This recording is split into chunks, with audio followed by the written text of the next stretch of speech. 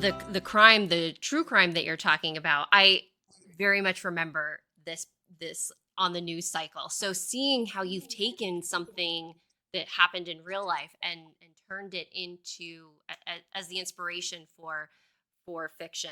I would love to know, what was the, I guess, the thought process. Was it something that you saw this true crime in real life and was like, "Ooh, I should write a book about it," or was it something that like you had already been toying with, and thus when it was presented in real life, it was like, "Oh, like now I can kind of pull these elements in and work from there." Well, I was introduced to the true crime because the woman who was the murderer had lived with and been engaged to a friend of mine for a couple of years. So I had a personal connection to the crime, as I've had personal connections to the crimes in my prior two books.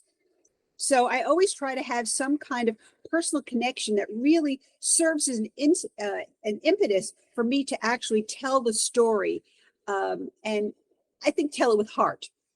So this book was particularly intriguing to me because I was looking at a crime that did not happen on the land. You have a totally different kind of crime scene.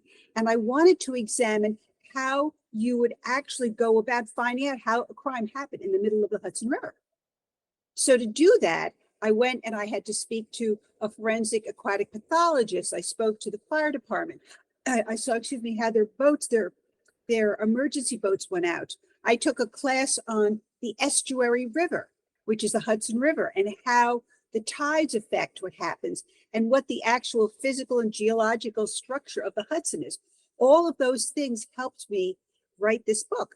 It was really, I mean, I guess this comes back to being an attorney. When you're an attorney, you do a lot of research before you present a case. And I believe as an attorney, you are a storyteller.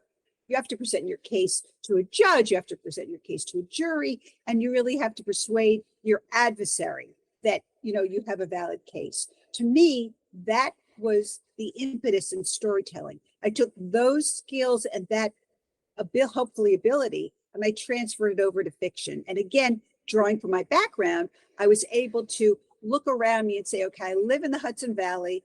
I'm a female attorney. What are the stories that ring true to me? And The Empty Kayak was certainly one that rang very, very true to me, having that personal connection.